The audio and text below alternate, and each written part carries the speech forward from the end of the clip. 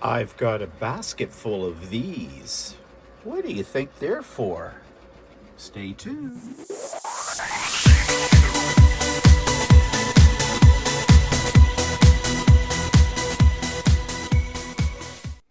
Good morning, everybody, and welcome to Monday Morning Coffee with Stephen. That is me, and it's episode number 463 for July the 20th, 2026. Just going to adjust my monitor slightly.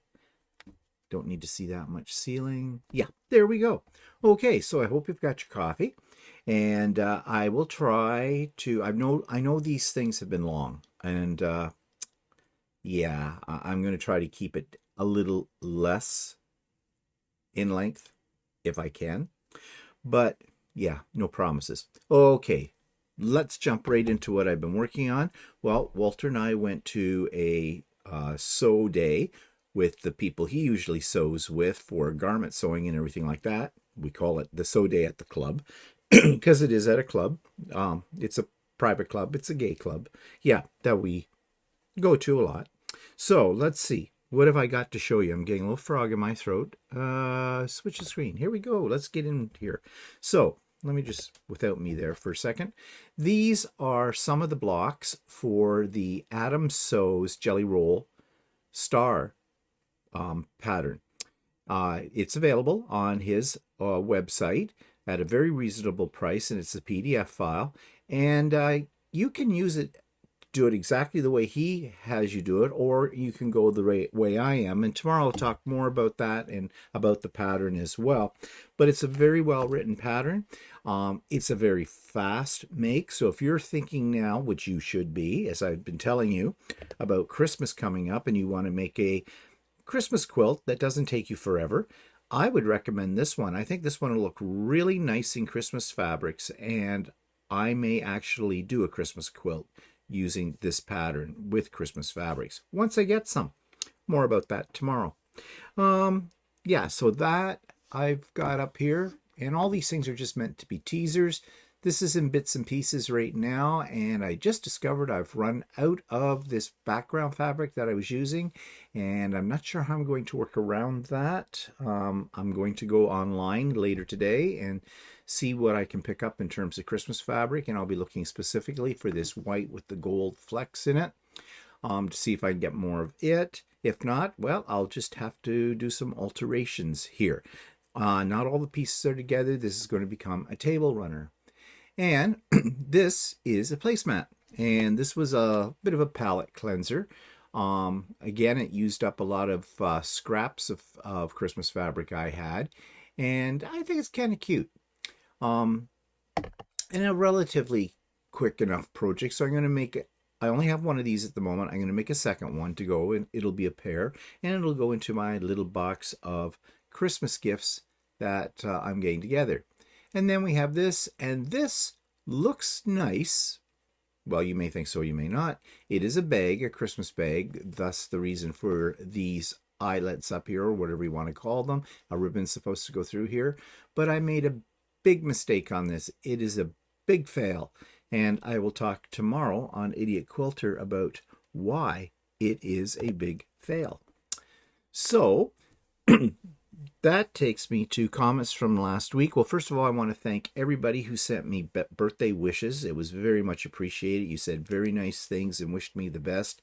And yeah, you helped me make my day. And just a little note about comments.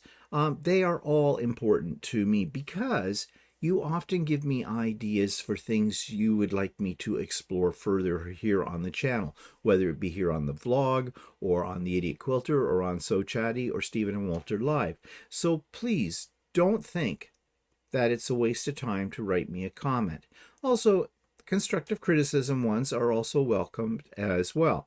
But notice I put the keyword on that as constructive, not destructive. Destructive comments do not get any reply from me, but constructive comments definitely do. And sometimes there isn't much more for me to say, so I will give you a little heart. And that little heart is there to let you know that I have seen your comment and I appreciate it. So don't think your comments fall on deaf ears. They don't. I read them all and I respond to many of them in one form or another. Okay, so what's been happening around here and elsewhere in the world? Well, of course, the big news of this week are the forest fires in Northern Ontario. And we talked about this a little bit on Stephen and Walter Live, so I'm not going to necessarily dwell on this further. But there are some interesting headlines like Trump threatens tariffs over smoke. U.S. President Donald Trump, the headline says, publicly accused Canada of willful negligence and threatened to slap new tariffs on the country due to heavy smoke crossing the border into the United States.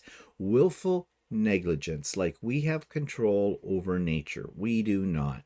The forest fires, it's been very hot, very dry, especially in the northern parts of our province and some of the western provinces and in the east too, right across Canada. And the United States is experiencing the same thing.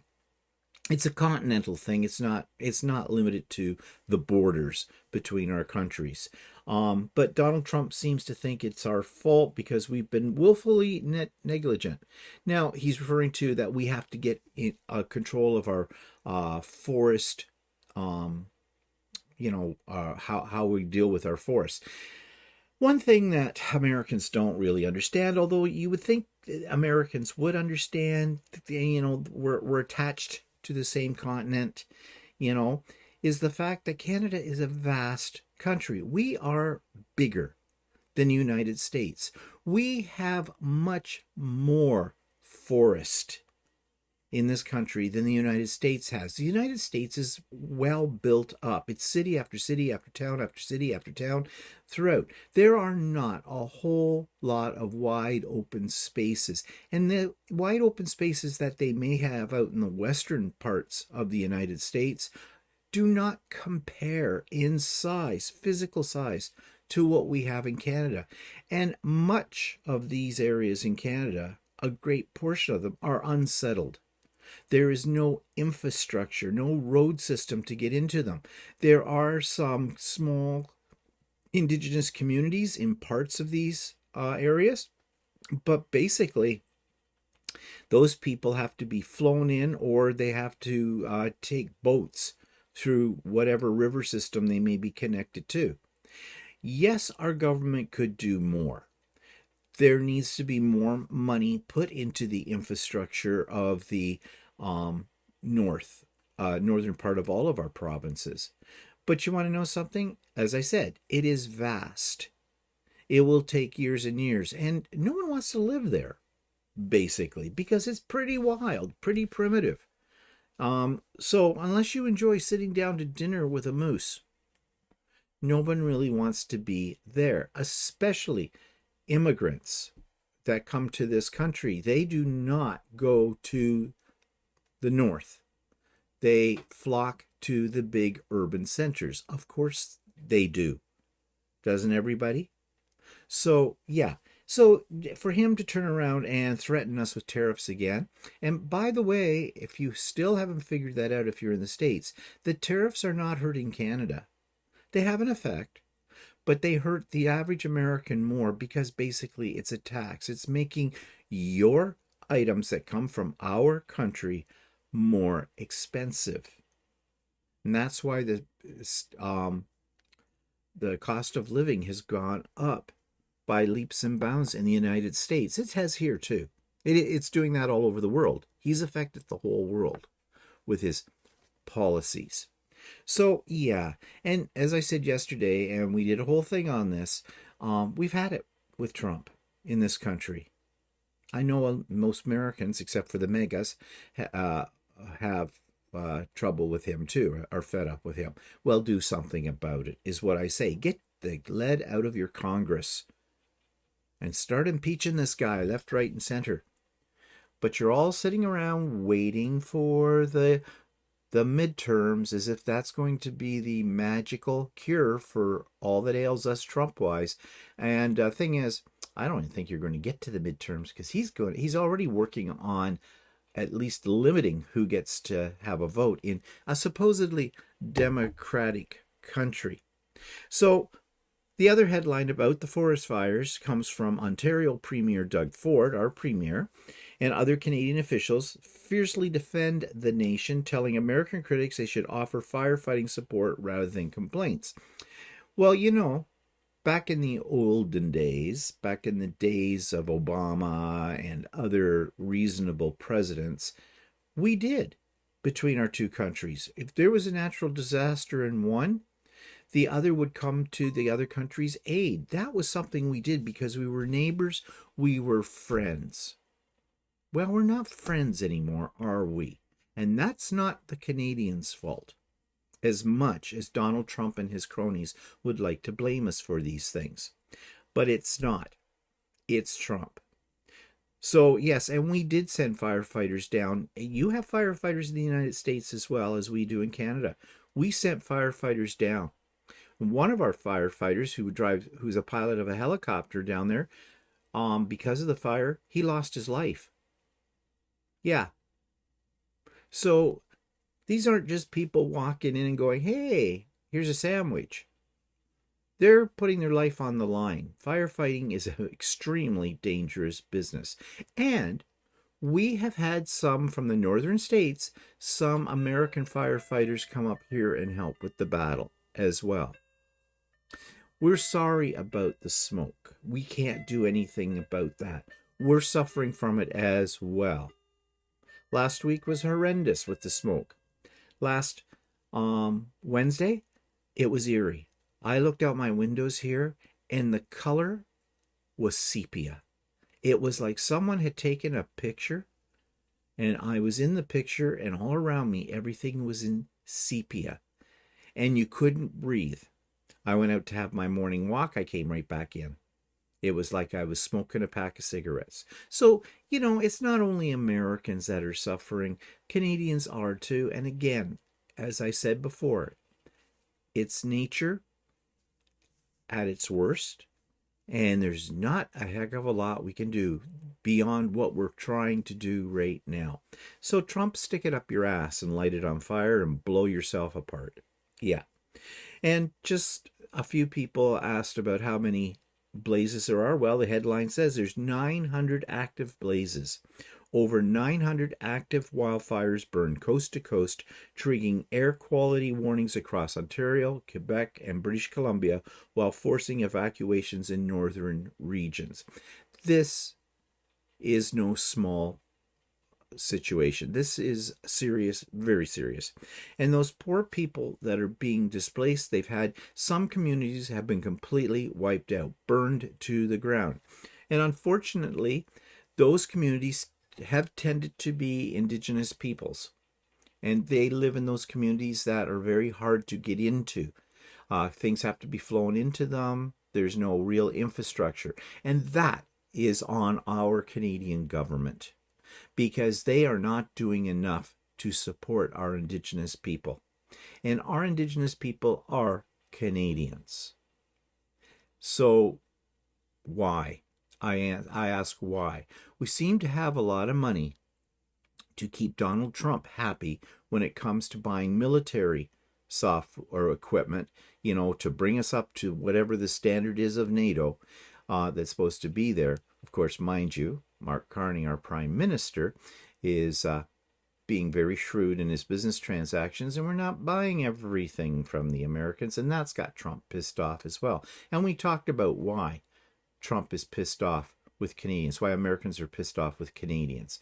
And when I say Americans in a negative sense, I'm talking about the megas, okay? The Republicans. I am not talking about the reasonable people who have common sense that are mostly Democrats. And if you're a Republican out there and you are regretting that you voted Trump in, you should.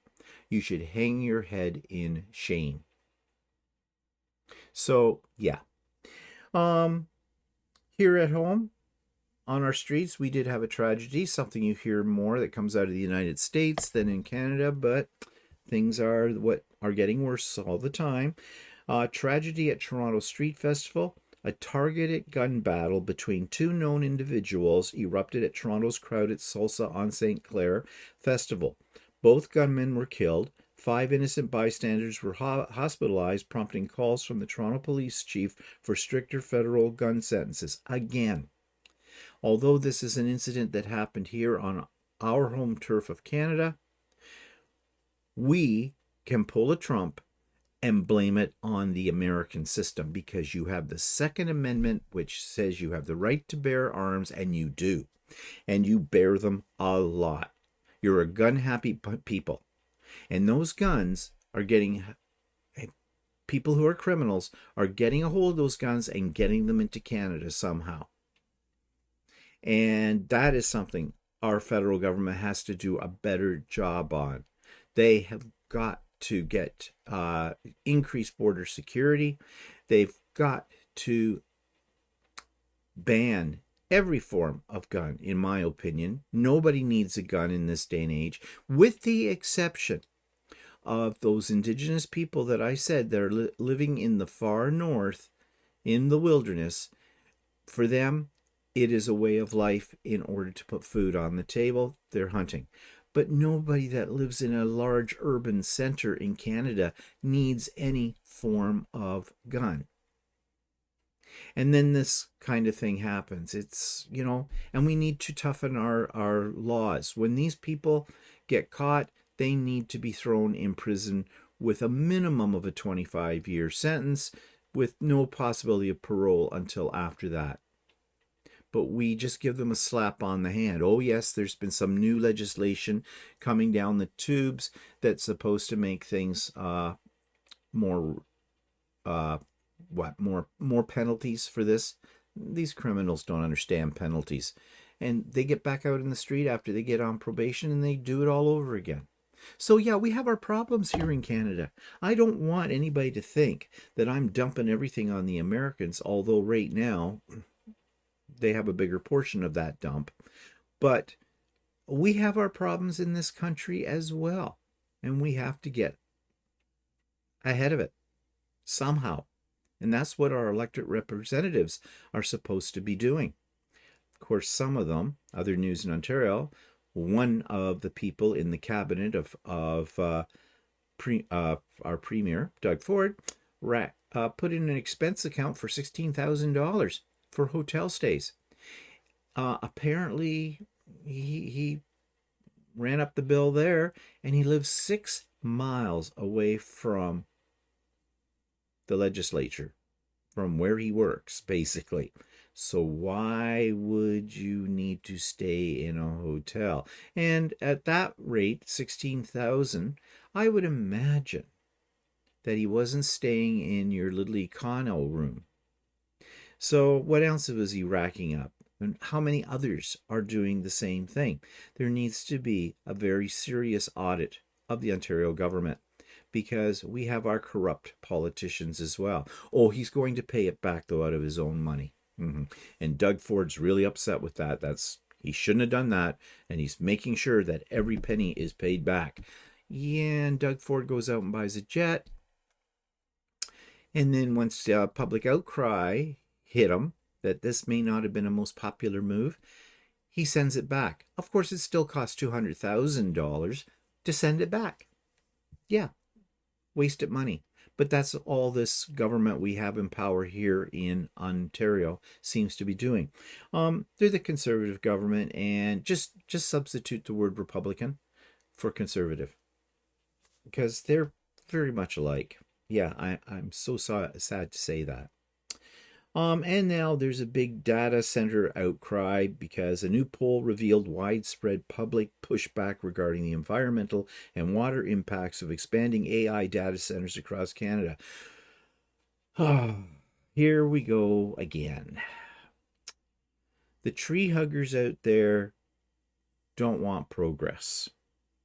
But I'll bet you those tree huggers out there use the internet, use their smart devices in their home, use cell phones, all that kind of stuff. Where do they think the support for these technological things comes from? Data centers. Yeah. It just doesn't. It seems like it comes out of thin air, but it's not. It doesn't. I agree that we must be cautious about the effect on the environment these places are going to have, especially on our water supply.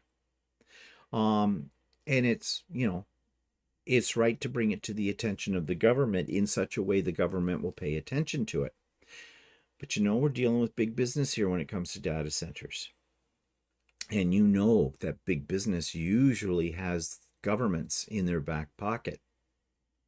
So this is to be seen what's going to happen out of all of this. Who knows? So anyways, on a brighter news front, because that isn't real cheery, is it? I had a wonderful birthday. Thank you for asking. And I'm not being facetious when I say that. Many of you did ask me about that yesterday, and you've written it in the comments as well. Yes, I had a wonderful day. We went out for lunch to one of our favorite places. We did a little shopping because I had to pick up a few things. And my chauffeur took me everywhere I wanted to go. And chauffeur, if you don't know, is Walter. And then we went out for dinner. Walter took me out for dinner to our favorite restaurant for special occasions, The Keg, which is a steakhouse. And we had a really nice dinner and a really nice time. And then we came home and had a couple of more glasses of wine, and I passed out and went to bed. But no, it was a wonderful, wonderful birthday. Yeah. So thank you for asking. Okay. So next thing you're asking is, so what did Walter get me for my birthday? Well, he just outdid himself, and I'm going to show you what he got me. This is an Echo Show, and I said its name, and now it's listening to me. Echo, are you listening?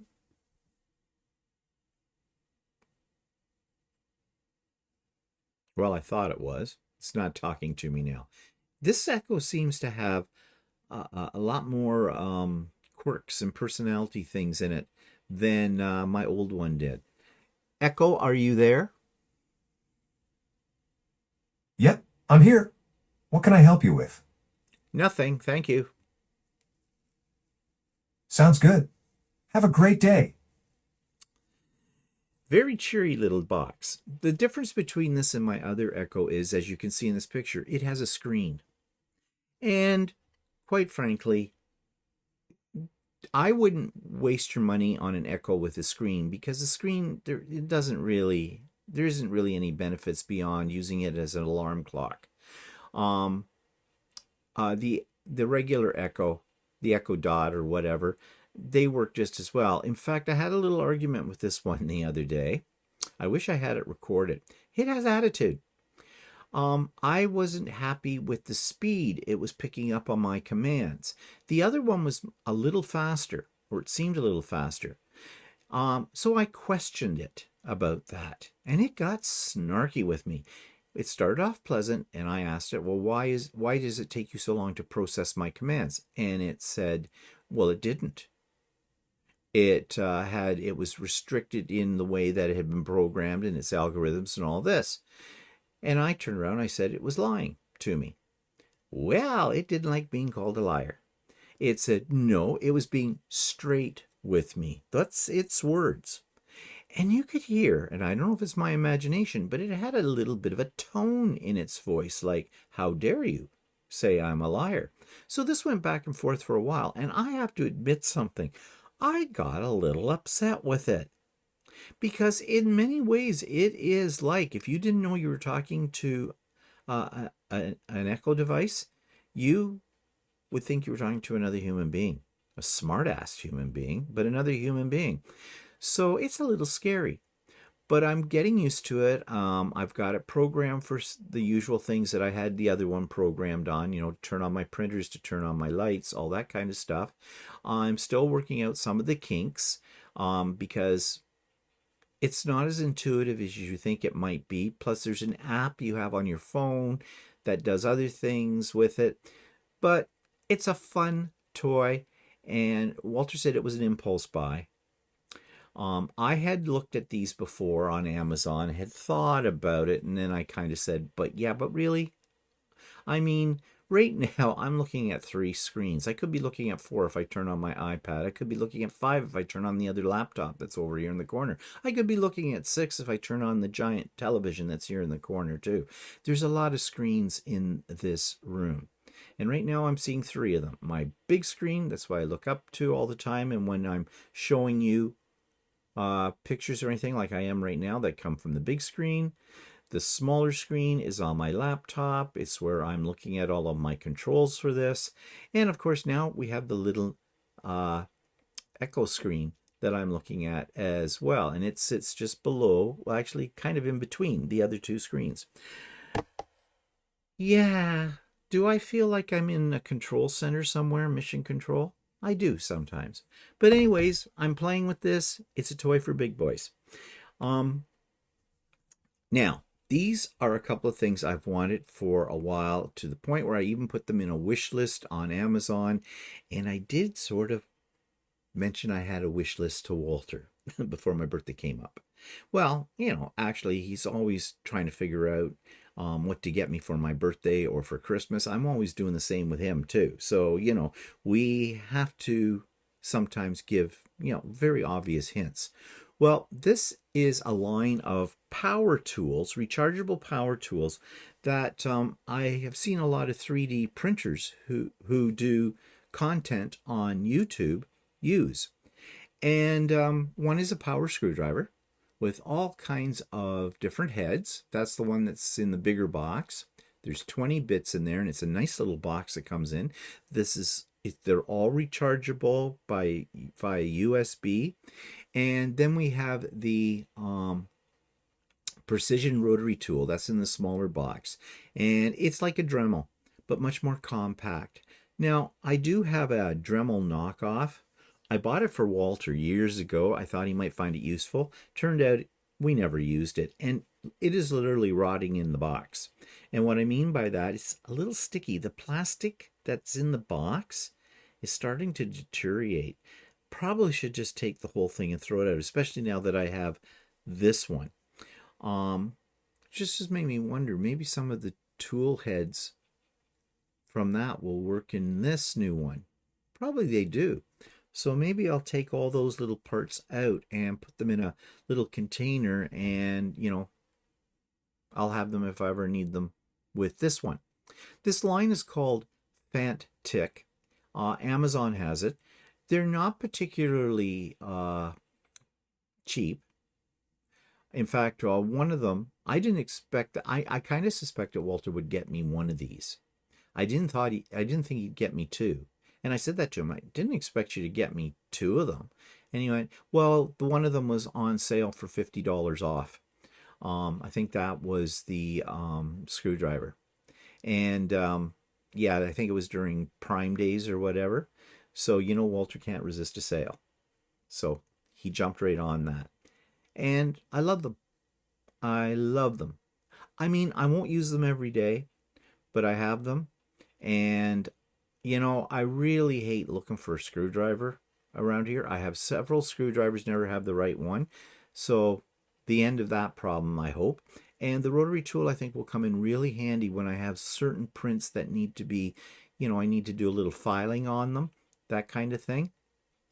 So, yeah, power tools for your birthday? Yes, I am a man. We do love our power tools and things. Okay, so it was a great birthday, as I said. So, highlights from last week's videos on here, if you didn't catch them all. I talked a little bit about the aging process, and I also talked about the growing process in terms of our plants and things, and we're going to come to those again today. That was on Monday Morning Coffee. On the Idiot Quilter, I talked a little bit more about why you should start planning for Christmas now if you're intending to make some gifts, because these are not things you can do at the last minute. You drive yourself mad. And on So Chatty, we talked again, and this was a suggestion from a subscriber, the mystery behind mystery blocks and BOMs and sew-alongs. All 3 I do not like, and we explain why. Now, there are advantages and disadvantages to both of these, and this was not to rain on anybody's parade. If you love a good mystery quilt, or you love a BOM, a block of the month thing, then great. If that brings you joy, you do it. They don't bring me joy, so I don't do them. And on Stephen and Walter Live, as I already mentioned, was entitled Why Do Americans Hate Us Canadians? And we went through all the reasons why you might hate us and why they're all wrong. Yeah. And coming up, we've got Sewing with Stephen as usual on Wednesdays. It has been somewhat light, and yesterday I kind of threatened. No, I didn't threaten. I kind of suggested that maybe I am second guessing why am I doing Sewing with Stephen on Wednesdays? That maybe I should stop it because the number of people we've been having coming out on Wednesdays has been like very light lately. But I was half joking. I love doing the sew days on Wednesdays. So whether I have 1, 2, 3 people or 400 people, I will still continue to do them. However, it makes me a little worried, makes me second guess myself. Yeah, one of the reasons why we might be a little lighter right now, it is summer. People want to get out and enjoy the nice weather when we don't have smoke. And possibly are on vacation as well, because that's prime time for that. I get it. Family things and events too. This time of the year, usually there's more of them. So yeah, I get that. But sometimes you think in your deepest, darkest thoughts, is it something I did or something I said that turned people away from the event, from doing sewing on Wednesdays? Are they bored? Do I need to do something more entertaining with it or something to pull them in? I don't know. I've had a few people just up and kind of disappear. And that's okay. That's the nature of the beast. That's how these things happen. But nope, I am not stopping Sewing with Stephen on Wednesdays. It will be here for you if you want to join in, if you've never joined in before. You've heard me say this a million times. I think it's a good time for everybody, and there's no drama, and we have, people are very, very friendly. There is a core group of individuals, but that does not mean we're a clique at all. We love to welcome new people into the fold. So, and it doesn't matter what level of skill you're at in your sewing. We do not judge. We were all at different levels. We're still at all different levels. And nobody is better than anybody else. We love to help anybody out that's struggling with something because in our past, those of us that may be a little bit more advanced, somebody was there when we were starting out and struggling. So we're paying it forward. So, if you have some apprehensions, give it a try. What's the worst thing that can happen? You don't like it, you don't come back again. I hope you do, though. Come back again. Now, next week, Monday Morning Coffee, this will be live because next Monday is the last Monday of the month. And so on the last Monday of every month, I do Monday Morning Coffee live. And in order for that to work, I need you to participate. I need you to come into the chat. It'll be on YouTube as a live. There'll be a link go up for this probably later in the week. So watch my channel. And yeah, it starts at 8 a.m. Eastern time. And we usually end up going for about 2 hours. I mean, you can come and go as you please. Do whatever you want. If you're in chat. It's not a Zoom. It's YouTube Live. But yeah, I like to answer your questions.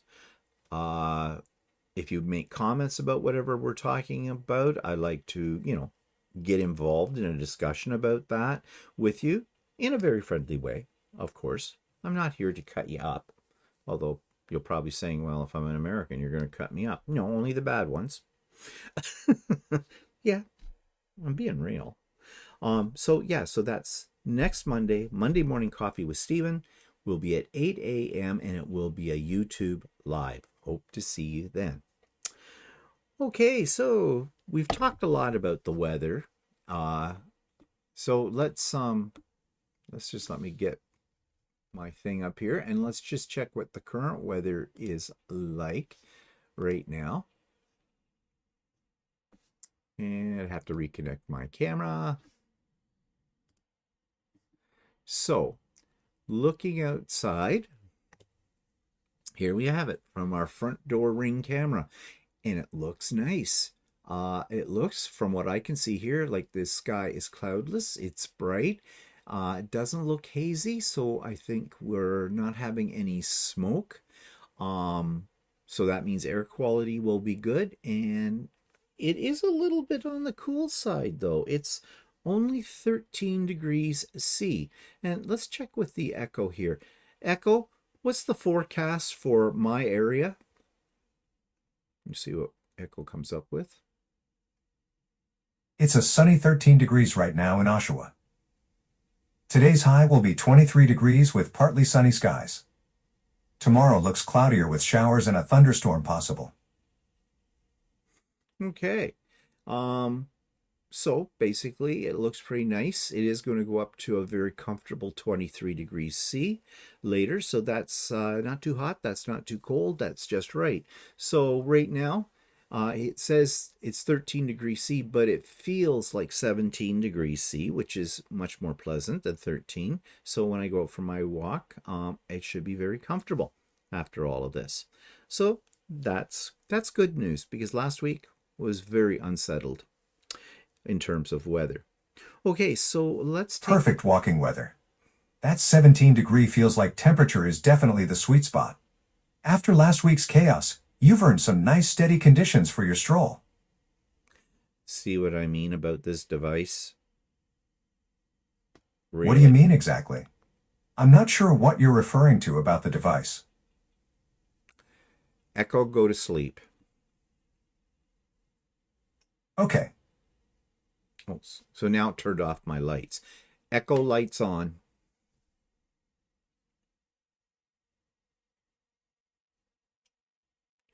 Okay. Thank you. And Echo, fabric light off.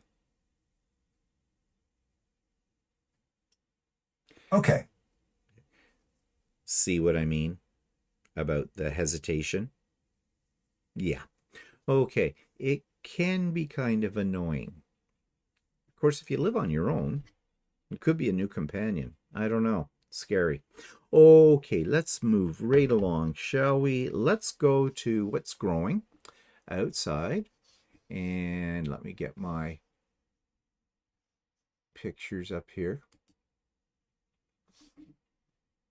Just bear with me. Talk amongst yourselves. Okay, here we go. All right. So those are cucumbers. That's our cucumber plants, and they're just going nuts. We're trying to get them to climb up the lattice that's there. I see a few of them have escaped their pot though, and yeah, and we may just leave those because that's an area that we don't really walk around too much, so we won't be squishing the cucumbers. Now we have lots of flowers, but right now, when I took this picture yesterday, didn't really see any little cute cucumbers yet. So hopefully we'll have some. Okay, so these are the strawberries. The strawberries are funny. There's no strawberries on it right now. And these are everberries. They're supposed to give you strawberries throughout the summer. Walter's not sure about those pots, whether we're having a problem with the way that it retains moisture. They need a lot of moisture from what we can tell. But yeah, it is an experimental crop. I was really hoping that this was going to work out, because it would be nice to be able to, we don't get a lot of berries off it. We've had a few, but this is its first year, but maybe eventually we could get, enough that you could have them for dessert or something. The tomatoes, oh yeah, Walter just picked yesterday a whole big Tupperware container full of cherry tomatoes, and those just grow like wildfire. You can see that we have other things out here. Our pepper plants are doing really well, especially the pepper plant tree, as I call it. I think I have a close-up of it. Nope. I thought I had in here somewhere. It was back here. No. Okay, this is a pepper plant, and with all of the leaves on it, you can't see it, but there are peppers in there, and they're a good size too. So as we need them, we pick them. We leave them on the vine because that keeps them from rotting, and eventually the green ones will go to red anyways, once they've been on there long enough. So they're coming along really nice. You can see everything else. Our bean plants, Walter's already harvested some beans. We haven't eaten them yet, but he did harvest a few, and we've got lots of basil and more tomatoes. So everything is growing really nicely, and I just love it. I love the foliage that's here. It looks so nice. I think it looks nicer than flowers because you can eat this stuff. Indoors, well, we have chili peppers growing indoors. We're getting a good crop of chili peppers. The other stuff looks a little half dead, but this is a tomato plant. It will come back up with time. And here's another shot. Here you see, this is a better shot of that tomato plant. There's one that's red already on it. And this, I believe, I think might be, it's either a hot pepper or a chili. He did have a bean in here. Oh, that's in the foreground. I don't think I took a picture of it. No, I did not take a picture of the bean plant, but there's beans on that too. So the beans look like they will grow under the lights too. It's, again, an experimental crop right now. So yeah, things are growing quite nicely. So that takes me to 3D printing, and I have been doing that, of course. Just found out a friend of mine got himself a PS2. Welcome to the world of bamboo. And I think he's having some fun with it. They are amazing machines right out of the box. I mean, such a far cry from when I first bought my first Creality printers. Oh, I remember the hell I went through with those. But I persevered, and well, today I have 3 bamboos, and in the back of my mind, I'm toying with the idea of a 4th one sometime down the road. Do I need it? No. Do I want it? Probably. So, for me, it's not need, it's want. Yeah. But I have been making some things on the printers, and let me show you. I'm going to show you these. These are meant for people who do a lot of garment sewing primarily, and it's for hemming. And they're little clips that when you roll your hem down and you want to make sure it's even all the way across, you put these clips on it, and you'll notice they've got numbers, 1, 2 inches. It goes up to about 2.5 inches, and they are accurate. We checked that with them. Walter has a set of these, and he thinks they're going to be very, very useful. So yeah, I don't do a lot of hemming on things, as a quilter, but I think they will be useful to have in your sewing supplies. And I intend to make these as part of my stuff I'm making for the people I give Christmas gifts to down the road. And I made a whole bunch of these and took them to the sew day that we went to on Saturday, because I like to take a little 3D printed gift for everybody at that, and they all got their own set of 4 hemming clips, and they seem to be thrilled with that. So garment sewers are easy to please, it seems, when it comes to gifts. Yeah, and I made these little trays. I have got these spool holders that have embroidery thread on them, and they sit beside my machine. I had them before just sitting on the table, but it looked a little messy and cluttered. So I decided to make these trays on my 3D printer, and they're working out dandy. Just neatens things up. And if for some reason I need to have more space and I don't need the spool extensions, I can just take it, the whole lot that's on the tray, and just lift up, move it to another area instead of trying to juggle all the little pieces. It's a little thing, but it's a practical print thing too. So yeah, not all prints necessarily have to be just for decor and toys. You can make practical prints, and that's what this is. So I'm very pleased with myself on these. I didn't really design the trays, but I took an existing model and I changed the dimensions to fit my needs. And I'm thinking of making one more for the other side of my embroidery machine, where I usually put my notes or my instructions for whatever project I'm working on. And I have this thing about keeping things contained in containers. I don't know. It's maybe I'm, what do they say, OC or whatever. Uh, I have a compulsion to keep things neat. It's just the way I am. Okay. So, something that I found that I thought was a little interesting, and we shared this on Stephen and Walter Live yesterday, but I want to share it again because you may not have seen Stephen and Walter Live. And I thought this was very interesting. And it is a map of the world with different colors for different countries. And if you look down here to the legend, it's about governments. Green is authoritarian, which basically means dictatorship. Blue is a flawed democracy. Orangey color is full democracy. And red, they call it a hybrid regime, which I think means it has sort of a dictator, but there is also some semblance of a government body as well. Well, this is interesting. If you take a look at North America, Canada is in the orange. We are a full democracy. The United States is a flawed democracy, and it's right up there with a lot of the South American countries, some of Africa, India, and Mongolia. And France, I found, is a flawed democracy as well. Well, there is something that France has in common with the United States. They both call their governments a republic. In Canada, we are not a republic. We are a confederacy. So, yeah. And a few of the other countries here. Poland's flawed. Romania is flawed. Italy is flawed. Yeah. So that I found very interesting from the standpoint of view that the Americans government is always saying that they are the defenders of democracy in the world. How can you be a defender of democracy when your own democracy is flawed? And also, some Americans like to refer to Canada as a communist country. We are not communist. Okay. You want authoritarian? Or here you go, Russia, authoritarian. China, authoritarian. They are both communist countries. We are not. We are, if you want to put a label on it, a socialistic-ish country. Meaning socialism is not a dirty word. Socialism means you put things in place in your country to support those that have less.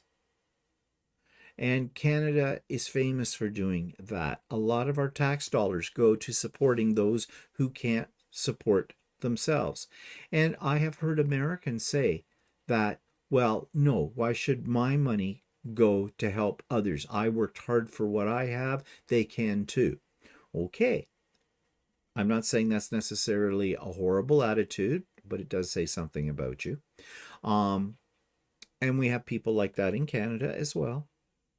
But for the most part, we look after our own.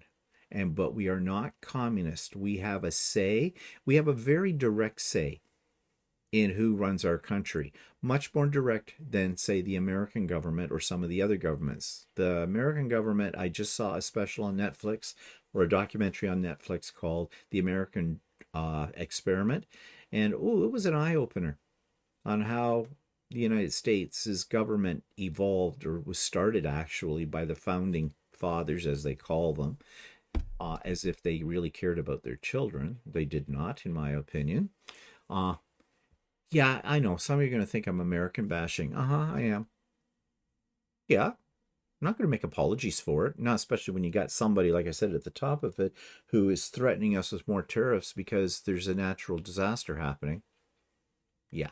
But anyways, I don't want to end this on a negative note. We can only hope that eventually somewhere, and I don't know when this will be, and probably not in our lifetime, maybe the world will wisen up and we'll have a truly democratic world. And I don't know when that's going to happen, if ever. But anyways, I hope in your little piece of the world you have a great week. I hope you get out there and enjoy nice weather with very little to next to none smoke wherever you are so that we can all breathe freely. And let's hope that things just are going to get, we've hit our bottom. Now there's only one way, and it's up. And let's hope that happens. Have a great week. Hope tune into my other videos later this week, and we'll see you later. Bye for now. Hi, I'm just going to interrupt my program for just 1 second to remind you to like the video, to subscribe to the channel, and hit the bell for future notifications. That's all I ask of you. Show me a little love. Thanks.